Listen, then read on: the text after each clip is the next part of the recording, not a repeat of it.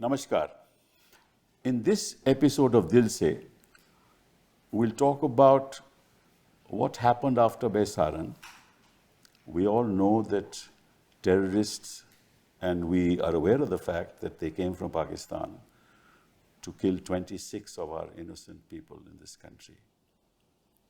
And the government, the opposition, the whole nation stood together to tell the government, do what you have to do, but we must avenge this to ensure that Pakistan doesn't dare to do something like this again.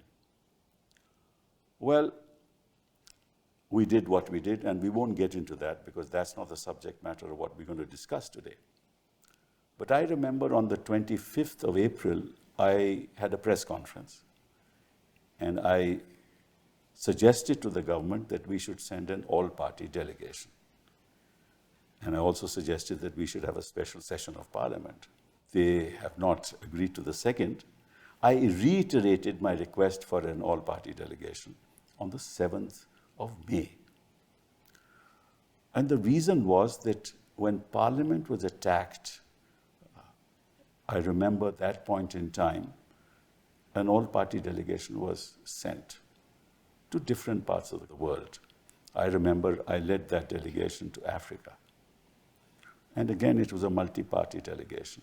The idea was to tell the world as to how we are the victims of terrorist activities sponsored by a state which is unacceptable in any civilized society. So in that sense, I'm very, very happy that the government of India decided to send an all-party delegation of 51 members with 8 officials, with 1 Muslim in each delegation, in 32 countries. And they've come back. And I did not want to call a politician amongst them because different political parties have different perceptions and would have different views. So I thought that I would request the officials who were nominated to belong to the Foreign Service, who were accompanying the delegation, to come and tell us what they believed they achieved. My own perception, let me put it forth first, is that each nation has its own geopolitical interest. And nations are very hesitant to name states as sponsors of terrorism. So to that extent, I don't think it was possible for this delegation to evince that kind of response from where they went, that they would name a state. But I think they sensitized the world that we truly are the victims of terrorism. And a lot of it comes from Pakistan through the Lashkar-e-Toiba or Jaish-e-Mohammed and other organizations. But the question is, what were our objectives? Number one, to tell the world, that's fine. And to tell the world that our response was calibrated, it was mature. We didn't want to have an all-out war, but at the same time, we sent a message that if this happens again, we'll not sit idle. That's one objective, I think. The other objective, perhaps, was to get some response from various states and maybe some statements which name Pakistan. I doubt if that happened. And third was the resistance front to be named by the UN Security Council as a terrorist organization. That's hopefully in the pipeline, but that hasn't happened at all. So we have 2 extraordinary guests with us who are members of the Foreign Service. And thank you very much, Sujan, for being here with me today. Sujan Chenoy is a member of the Foreign Service since 1981. Was, yes. And you served 37 years. And you are presently, since 2019, director of the IDSA, that the Mohan Parikar Institute of Defense and Studies and Analysis. Yes, and the Director General of that organization, yeah.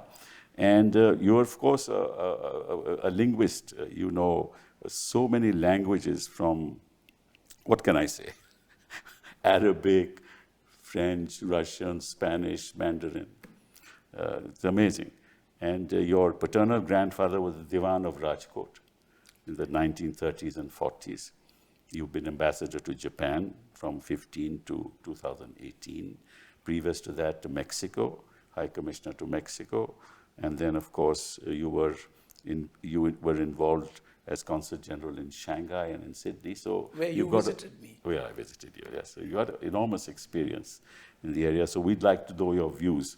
You, of course, went with the UAE, right? Delegation? And West Africa. And West Africa. That is Congo, UAE, Sierra Leone. And DR Congo. Yes, and Liberia. DR Congo, Sierra Leone, and Liberia. Liberia. Apart from the UAE. Apart from the UAE. Thank you very much for being here. Manjeev, old friend of mine, 1982 batch. We worked together in some areas. Of course, Manjeev is an environmentalist. He believes in sustainable development, concerned about climate change, and our ambassador to Nepal, before that, ambassador to the EU, Luxembourg, and Belgium, deputy permanent representative of India in New York.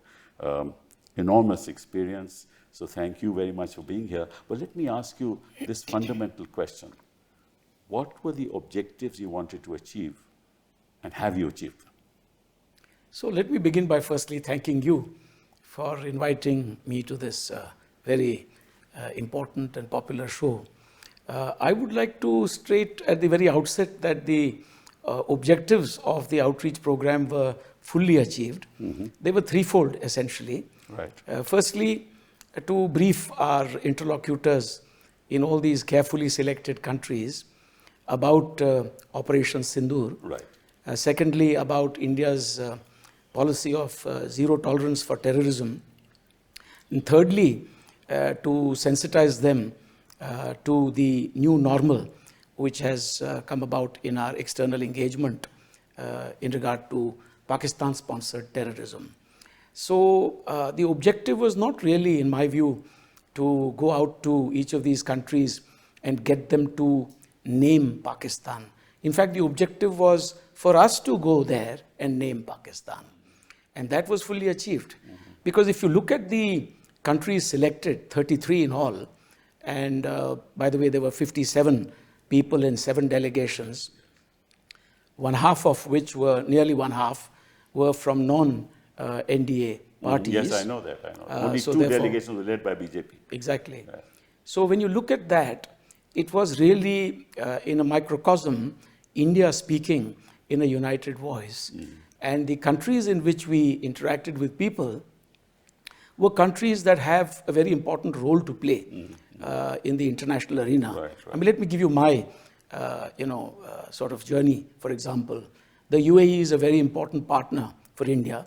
And in the UAE, we received not just a very patient understanding and hearing from the local hosts, right. But they were also going out of their way to condemn terrorism, to say that everybody condemns terrorism. That's a given. True. But they also said that they do not agree to the misuse of religion and the kind of bad repute that these terrorists bring to a certain religion. Agrees there also. And they also were quite frank in their condemnation of cross-border terrorism. And so I think when they speak of cross-border terrorism, and this came through particularly in interactions at the level of the Minister of Coexistence and Tolerance, a large number of interlocutors who were social media influencers, they knew exactly what we were talking about because we were the ones obviously naming Pakistan. As I told you, the intention was not to get them to name Pakistan.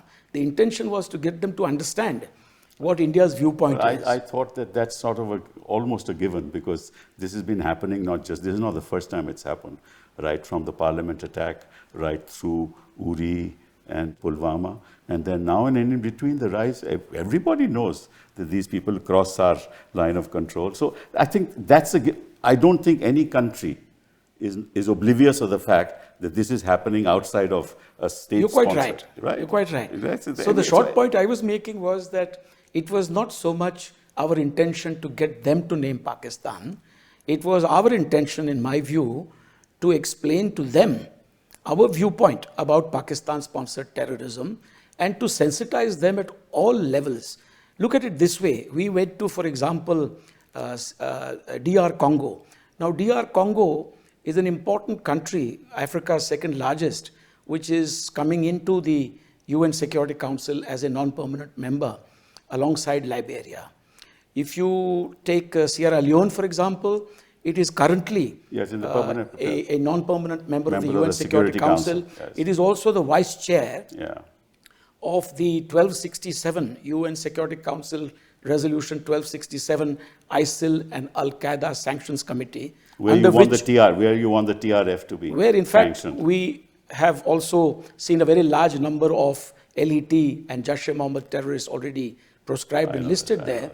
Besides that, it's an important member of the OIC.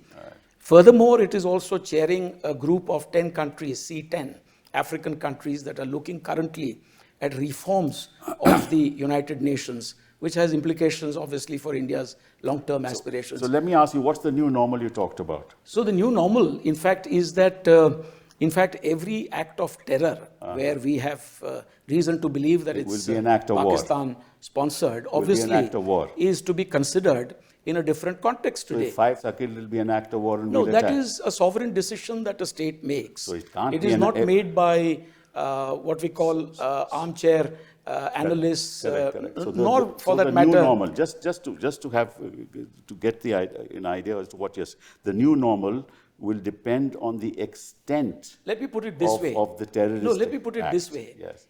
The new normal, the way I understand it, the way I would have put it across in all my meetings, is that the terrorists in Pakistan and their sponsors and sympathizers, particularly their sponsors, are legitimate targets. In other words, when India takes some kind of measured action against these terrorist networks operating out of Pakistan, the distinction no longer exists between terrorists and their sponsors. So that obviously puts people on notice. And as to what exactly is the trigger point, which is something that's intriguing you, that how do you decide at what point you kind of retaliate, that is a carefully crafted decision that all sovereign governments make in consultation with the armed forces and agencies. Terrorist act will not be an act of war. But anyway, let's move ahead. Manjeev, tell me, was this the only objective, namely that to tell the world that this is sponsored by a state and that terrorism is something that we believe we have zero tolerance toward? Is that the only objective? Sir, thank you very much for inviting me. I'm delighted to be once again in a small room with you. If I can tell your viewers that it was about, what is it, sir, about 20 years back in the basement of a hotel in Bali. Correct. Facing off against the world's most powerful You can country. imagine what we did there. And what we went through. This is in climate change negotiations, by the way. Mr. Sibal led our delegation at one of the seminal COPs, which then resulted in so many things happening. So thank you, sir, for inviting me. Let's talk about these delegations. Yeah. I was in a delegation that was led by Kani Moriji, a leader of the DMK. That's right. An obvious leader of the opposition and someone whose stature any country which is following India would know. Absolutely. Sir, the delegation had 5 members of parliament, 1 member from the ruling party and 4 from the opposition, including 1 person who's possibly one of the longest serving parliamentarians from the RJD. Also, I think one of your... You went to Russia, Spain, Greece and Slovenia. Sir, we went to... and Latvia. Sir, now let me just make one point to you as a much more pointed reference of why these choices. Sir, the UN Security Council matters in terms of the international opinion and more than the international opinion in terms of action points in the world. Let's also not forget the fact that we do have, for a variety of reasons, a number of issues in terms of what has happened or not happened at the Security Council vis-a-vis both Pakistan, this Kashmir issue and terrorism. Sure. And we have been in the forefront of the listing of many people who have actually been found in Pakistan. That's and everybody true. knows it. That's true. So these countries were fairly carefully chosen. Each of these countries, Russia, but obviously permanent member, and it is my considered belief, sir, that the UN Security Council resolution after the Pahalgam attack certainly had a very favorable push and thrust by the Russians. So remember, you have one country which would find it very easy to say, no, let's not do it. It happens all the time. Any answer could be given. And to overcome that, it's not just your friends. You're absolutely right. The others. So there's a very important element there. And then we look at all the other countries. Right. Spain, sir, is a very important member of the European Union. It is, after all, now the fourth largest economy in the European Union. And European countries, whether we like it or not, do coalesce around a European position. Let's leave the UK out. The others coalesce in smaller countries more so, because it helps them have a reason for their answers. Each of these countries is either currently serving on the Security Council or will be serving during the same time that Pakistan is serving. Right. So Pakistan is serving the term 26. 25-26. That's correct. So they're currently on the council, and let me remind you, they'll be the president of the council for the rotating 1 month next month. That's correct. I don't want to say it, but maybe the events have overtaken whatever ideas they have, because the world is faced with far more pressing problems. Absolutely. And so whatever they may wish to do to sort of make us feel embarrassed may not be possible now. But they have 18 months. Right. Sir, and so sensitizing these countries, putting Very- across your very narrative was important, very important. But I'll say something else, sir. And I want to thank you for what you said. The idea of leaders from the opposition parties to go forward. After all, sir, what is India when we talk about Yes. the world's largest country, of course, but for the world's a fantastic market for the world. Yeah. And nothing interests countries than feeding their own self-interest. I didn't know that India is Slovenia's second largest trading partner in Asia. Sir, everybody has a vested interest in those you can do business with. And the second very important thing, all these are democracies. When we went to them and you saw the lineup of members of parliament, the first thing that they all said was, oh wow, there's one person from the ruling party. They're all leaders of parliament and all had been briefed by their embassies. And somebody like Kanimori ji from a big, Yes. major party leading, sir, it resonates with me. No doubt about it. I noticed one thing I used to tell my colleagues in the embassy, the ambassadors, when you and I talk, it seems like, sir, as you do, the great lawyer speaking in front of the Supreme Court. But when members of parliament, especially those who are elected, speak, it resonates with the other guy. And especially in one voice. Absolutely, sir. In one voice, without any rancor. So the big thing, in my opinion, was, sir, our ability to put forward across a national coming together, a national resolve, and that the whole of India is one on the question of terrorism. Who's doing it? We were very clear. And I want to tell you, sir, no one asked us this question. No one raised the question that, have you any proof? Nothing, sir. Everybody knows. That's right. I said that's a given. That's a given. Right when you said everybody knows. Sir, That's a nobody given. is sitting in the So world. that can't be an objective No, because sir. everybody knows. Sir, they all know. But it's important for you to reiterate it and I stress know. it, because what this does is, sir, it sensitizes them. Right. That when those chaps will come back to you with some kind of counter narrative, at the least you can ask them some pointed questions on all of that. Let me just So add to very useful in that sense. To what Manjeev has just said, it's not just that these 7 groups were made up of all parties, some led by MPs from opposition parties. Mine, for instance, was from the Shiv Sena. That's correct. But there were others. In fact, the Indian Union Muslim League was represented by Shri E.T. Mohammad Bashir. Correct. We had the BJD. Yes, represented all by, parties were. Samsit Patra. And so there was Mr. Ahluwalia there. Yeah. There was a Sikh, there were Hindus, there were Jains. I think that message is Muslims. clear. But the whole point is, it wasn't just that we had all our political spectrum represented there. In countries that we visited, we found that there was a resonance with their spectrum of political opinion as well.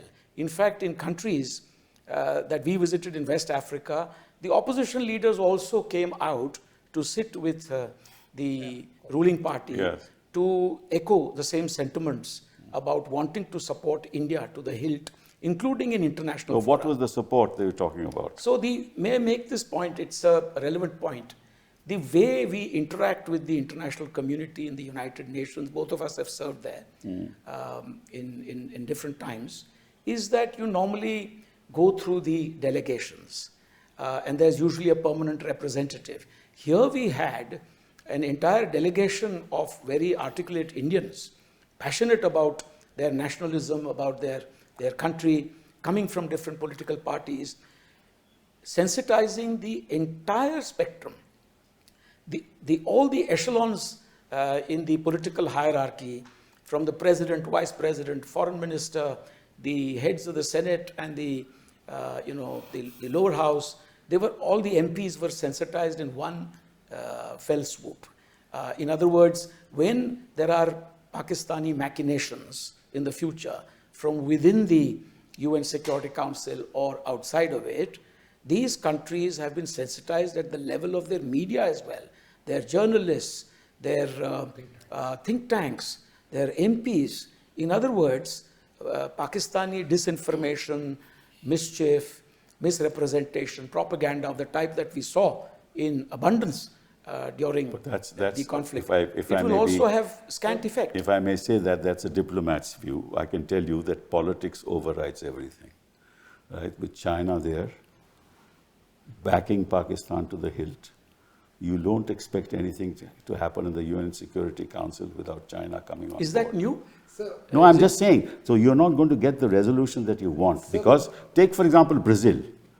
I mean, was not part of the delegation, but what happened in Brazil? Brazil said you should negotiate. Sir, may I, you should be talking to each other. Sir, take UAE. UAE also did not take a positive stand on anything. But India has never said no to negotiation. I'm just saying, because except that terror must stop. The problem is, politically, there's the Muslim world, which is not going to do, going to say anything about Pakistan.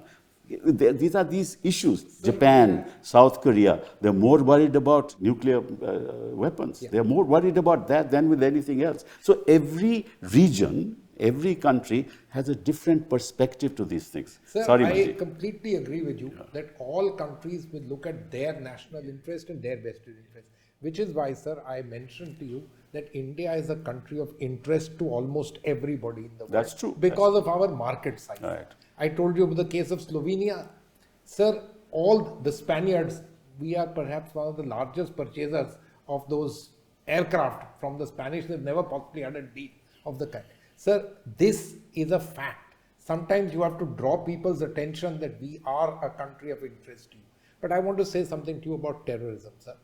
Sir, everybody would condemn terrorism. That's that's a given. But it was very interesting to hear some of these people, including in smaller countries, use words and expressions which are perhaps even more vociferous and stronger than what we did. First, almost everyone said, we know terrorism. The Spaniards said, we know terrorism domestically, and we know Islamic terrorism. Yes.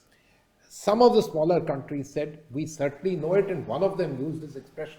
It's a fantastic expression to put it. The cancer of the modern world. And not at a junior level, sir. At the very top level of the government, which must be eviscerated. That they all have their national interests. Sir, I would also like to leave with you a thought that the idea of these countries and the choice is a little important, not just from an offensive, but also from a defensive point of view.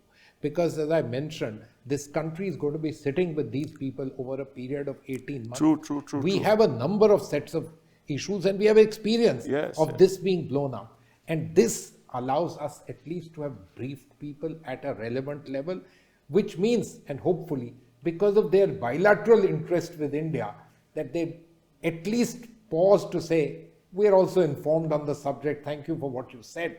But let's just give it a thought. I really hope that happens, and I hope so too. And hope to pray. Just chip in here. You see, West Africa is not a part of the world which is frequently visited. Correct. By people from India. True. Our focus so far, whether in the context of the Indian Ocean region or the Indo-Pacific, takes us to mostly East Africa.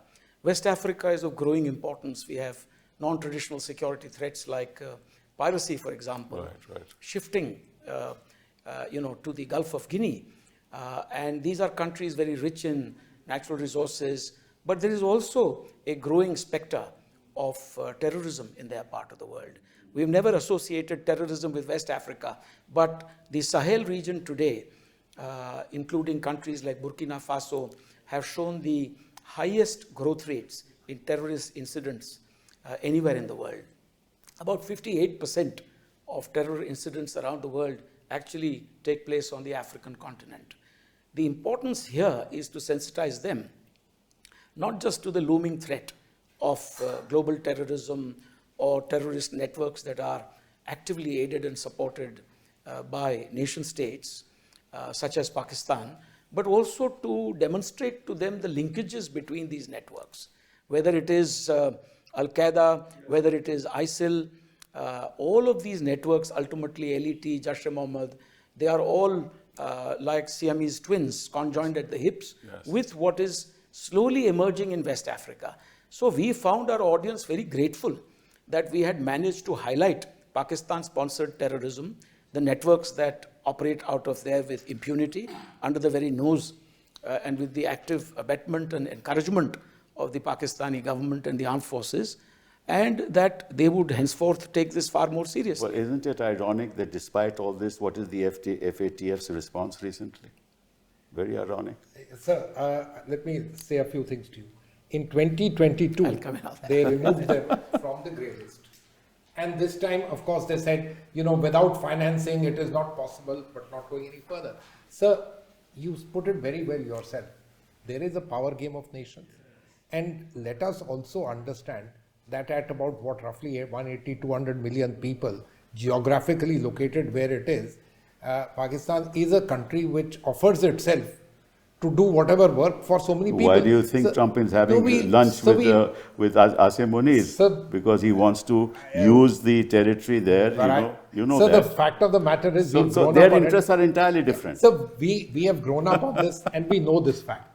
And yet we have to do what we have to do for ourselves, because as I mentioned to you, sir, offensive are one set of things. We worked on listing of people which have been found in Pakistan, but at the place where we are today, the fourth largest economy, certainly to be the third largest economy, and peace and security, no sir, they are important. I have a lot to say about that, but let's leave that as not the subject matter. No, sir, I want to make a point to you on this.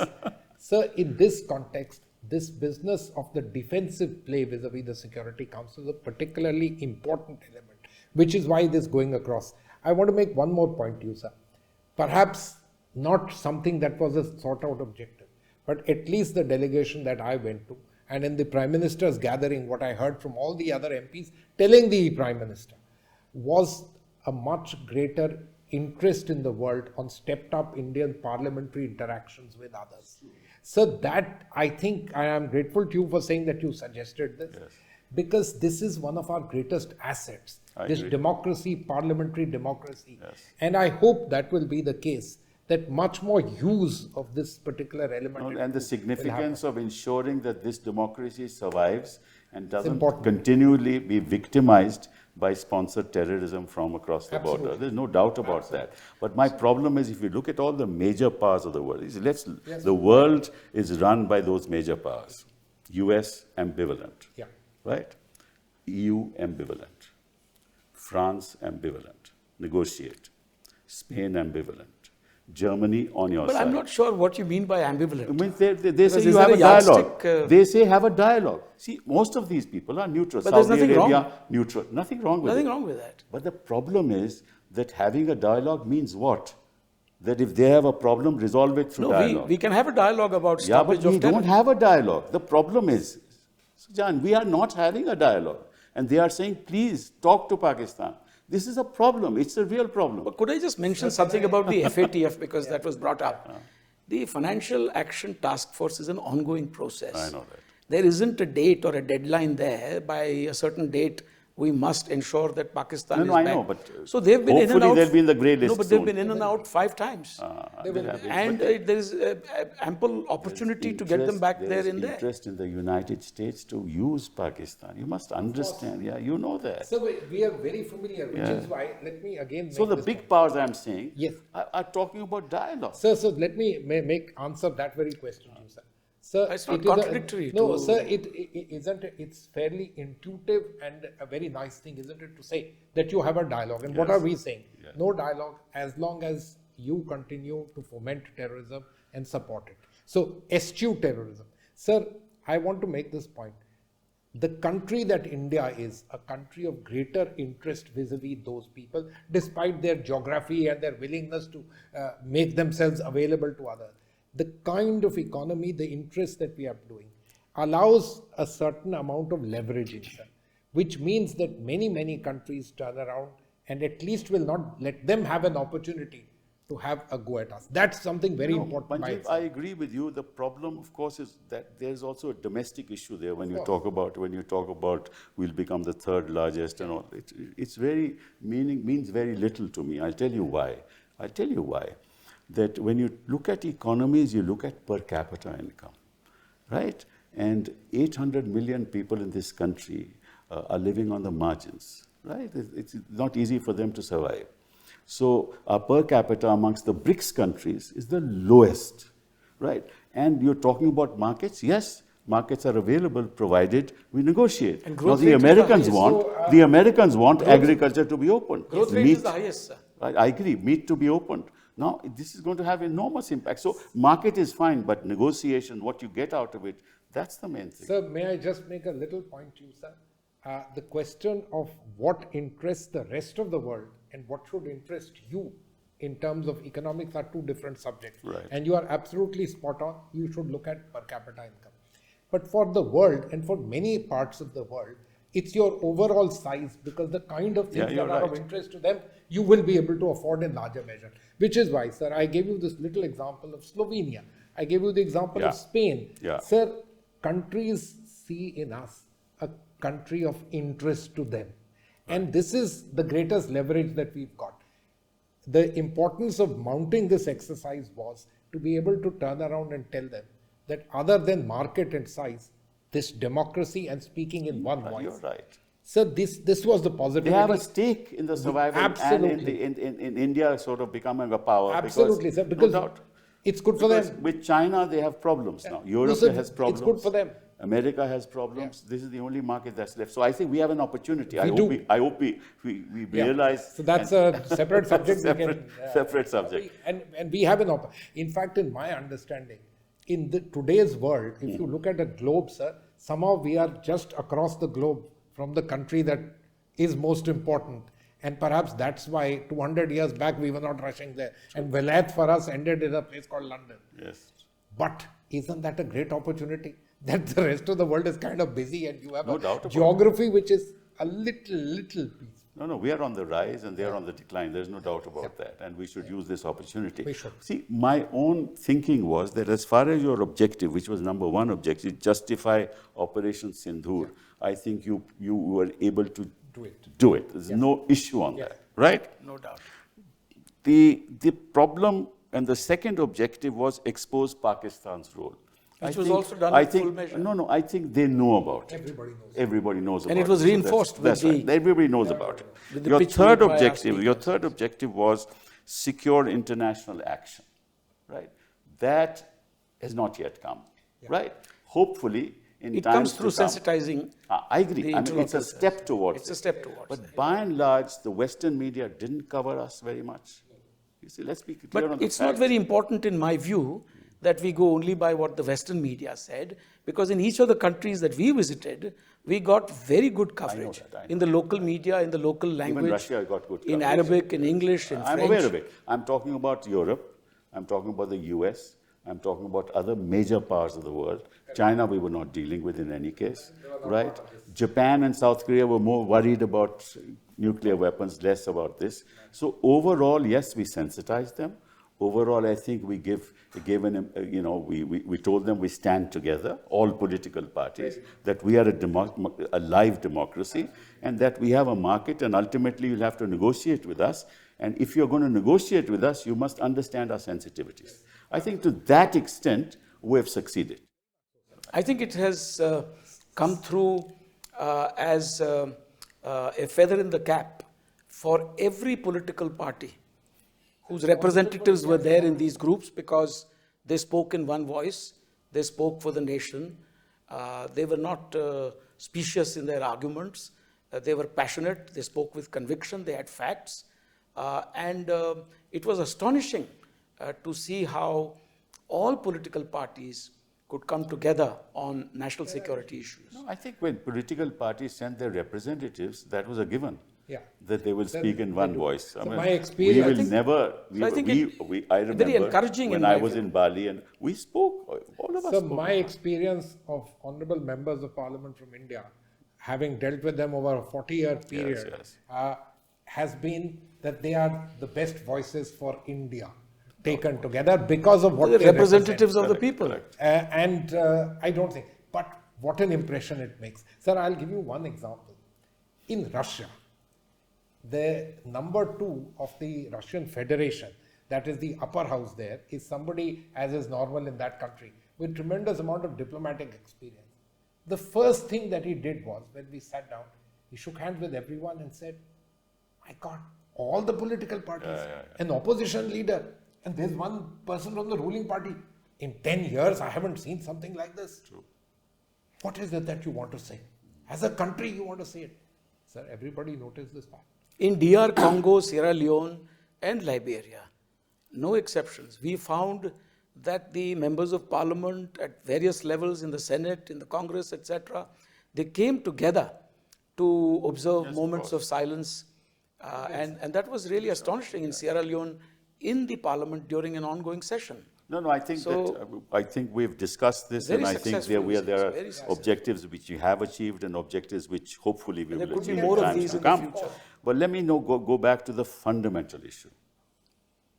You say you will not negotiate with Pakistan, not talk to Pakistan till they stop sponsoring terrorism and till we get back POK. Now, that's not going to happen because the moment... I'm not aware of somebody having said we Yes, the cannot defense talk minister, to Pakistan. That defense minister made those two, said those. No, I mean, the objective is different. Pakistan-occupied Kashmir is an integral part of No, I know India. that. Well, let's not repeat that. We know all that. I'm only saying the defense So minister the basic said- position is terror and talks Correct. cannot go together. Correct. So you're They not going to must talk. Let's desist move on. from Let's terrorism. move on. So we are not going to talk. Yes. So where does it take us? I just want your reaction. No, from my point of view, It's fine. as DG of India's leading defense and security think tank, fine. if we do talk, it will be about cessation of terrorism and about return of territories illegally occupied by Pakistan. They will say that we will not talk till you talk about Kashmir. So we are back at square one. No, we can talk Kashmir as well. Look, we have We not can been talk about talking to them. Kashmir for- One second, Sujan. We have not been talking to them. Terrorism has not stopped. It has continued. Besaran happened. So not talking to them has not served any purpose. Correct? Talking to them is also not I'm not saying that at all. I'm just saying not talking to them has not served any purpose. There will be more terrorist attacks. What are we going to do? I want your reaction. So, sir, I mean, it's a very tough situation. No, sir, you're absolutely spot on. What you said, there'll be more terrorist attacks. I think we made it very clear that it shall be, if I use that expression, gola for goli, muh tod jawab, if I may say, i.e. the response will be heavy and heavy-handed. I think the world also understands and says, yeah, well, if it happens, you will do it. And they will do it. Then what happens? No. So, sir, this is the answer. And Chinese are back. You see, the whole game plan has changed. Sir, right. I'll come on that if you don't mind. Let me just answer this. This was just a short answer to the last question. Yeah. Sir, on the other aspect of, talks and so on, what is it that we actually would like? I'm not talking about big picture answers to everything and peace and security. Sir, they are a country that will remain in competition with us in various ways. It's our geography, the way we... They are not in competition. sir. We are too big a country to be competing Sir, exactly. with. Sir, no, sir. Let me We are not competing with Pakistan. No, we are not competing with them. They believe... No, sir, It's their problem. Yes. Yeah, you're right. What happens is... They want to hyphenate. In that process, they keep on doing several things that makes us having to expend a certain amount of capital in having to deal with them, including on de-hyphenization. That we are going way far ahead. What a good idea. So did we not want de-hyphenation right from the very beginning? But there are a number of issues to all of this. So I just want to point out to you, sir. Sir, my understanding is that if there is a strong global gaze on Pakistan, and this may not happen for a variety of reasons, to make them realize that the cost of fomenting terror is something that is even difficult for them domestically this army rule and so on and something. And there is a degree of dismantling of all of this.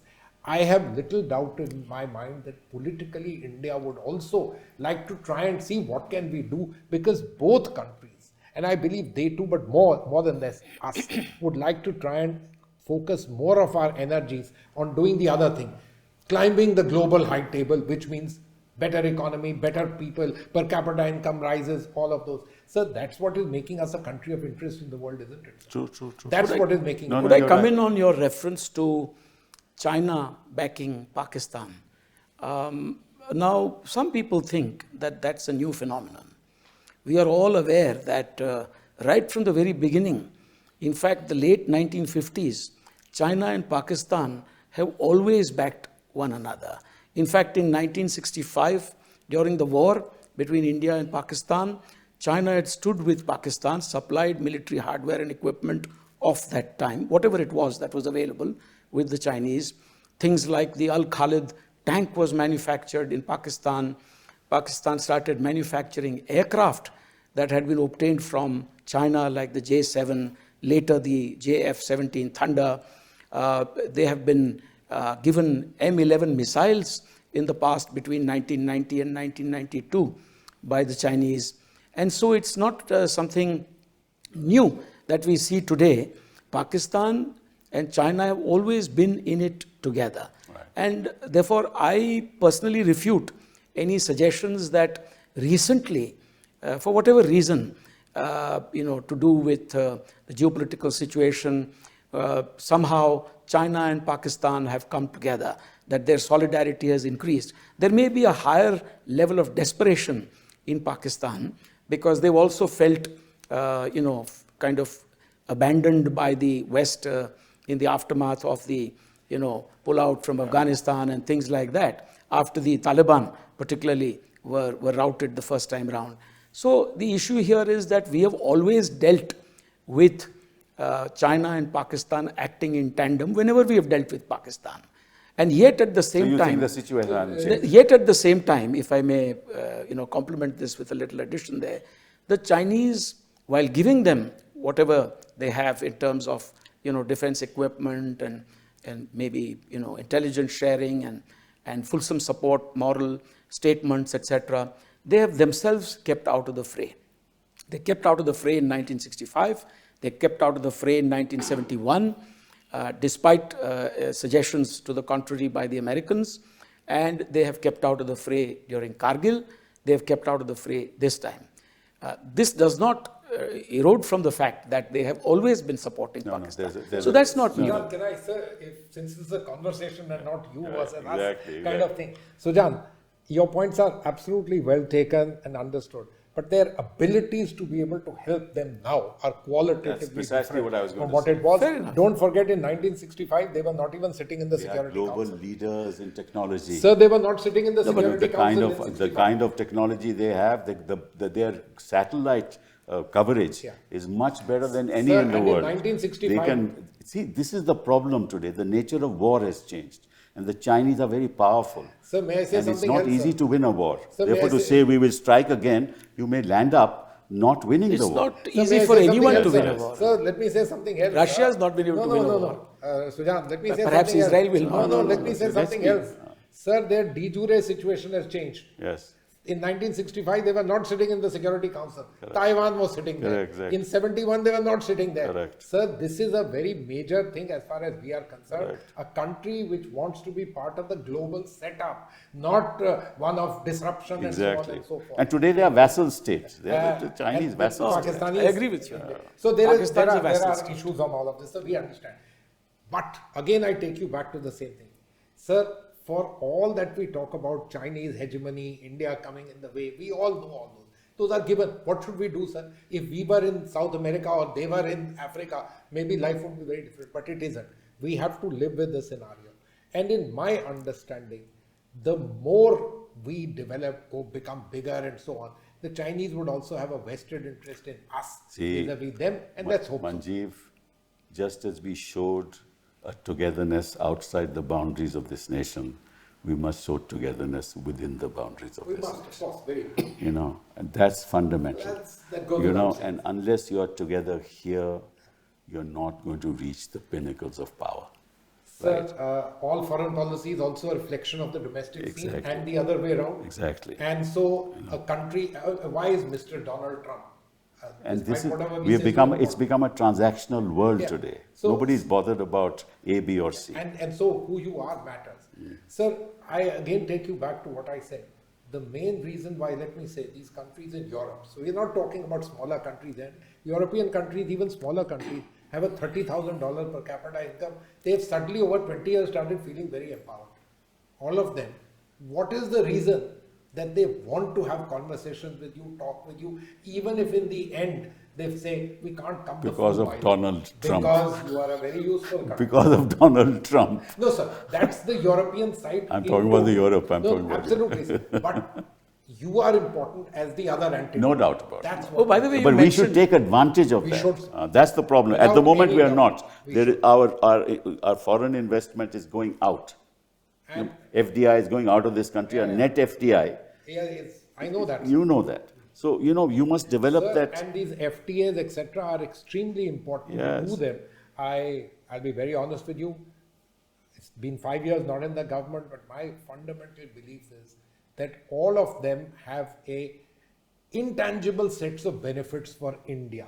I know that when you total the figures, you might find there's a problem X, Y, or Z, because we are at that cusp where finance and technology can, change us hugely. After which we will see the Chinese or anyone. Well, we hope to stand together outside. Absolutely. We hope to stand together here. And unless all governments, whichever are in power, realize that unless we are together, we can't move forward. Thank you very much for giving a wonderful perspective of what happened outside in your delegations. And I hope that in times to come, India will lead the world and be at the global. Thank you, sir. Table. Thank you very much. Thank you. Thank you, sir. Thank you.